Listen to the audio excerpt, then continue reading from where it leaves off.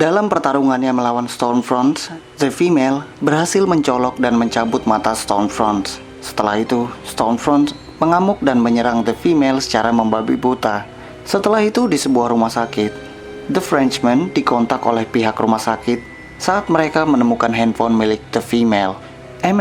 Menyadari sesuatu yang ganjil. Dia menyadari bahwa gedung ini bukanlah sebuah rumah sakit.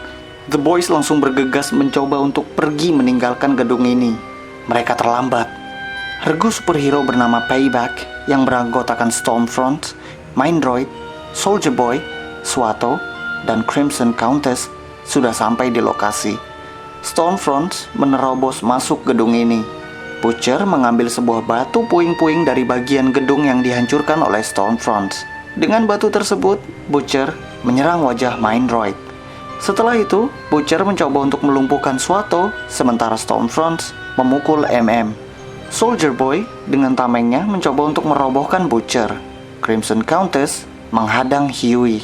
Crimson Countess mencoba untuk membunuh Huey dengan kekuatannya, namun tembakan energinya dihindari oleh Huey. Sementara itu, dan Butcher masih kewalahan dengan musuh mereka masing-masing. Dihantupkan ke dinding, sementara Butcher dipojokkan ke dinding oleh Soldier Boy dengan tamengnya. Di tengah-tengah kekacauan tersebut, The Frenchman berhasil kabur dengan membawa The Female melompat keluar gedung. Dipaksa bertekuk lutut di hadapan kekuatan Stormfront. Nampaknya tidak berdaya dicekik oleh Stormfront. Huey diselamatkan oleh Terror dari ancaman Crimson Countess. Anjing milik Butcher tersebut menggigit tangan kanan Crimson Countess. Butcher mulai bermain kotor. Lelah dipojokkan oleh Soldier Boy dengan tamengnya, Butcher menggigit hidung Soldier Boy. Karena tidak fokus setelah menyaksikan rekan-rekannya yang tidak kompeten, kelamin Stormfront tiba-tiba dipegang oleh meremas kelamin Stormfront dengan sangat kuat sampai-sampai darah mulai terlihat. Stormfront menggenggam tangan kanan yang nakal tadi dan langsung mematahkannya. Setelah itu, Stormfront yang masih kesakitan memilih untuk pergi dari lokasi.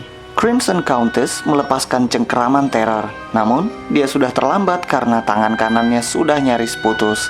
Butcher menggigit dan mencabut hidung Soldier Boy. Crimson Countess mulai panas dan dendam terhadap Terror. Terror kabur dan dikejar oleh Crimson Countess. Sementara itu, Butcher meminta Huey untuk membawa yang sudah pingsan setelah tangannya diputar oleh Stormfront. Butcher mengikuti Terror dan Crimson Countess, meninggalkan semua anggota Payback yang sudah roboh bersama Huey dan Crimson Countess masih berusaha mencari Terror.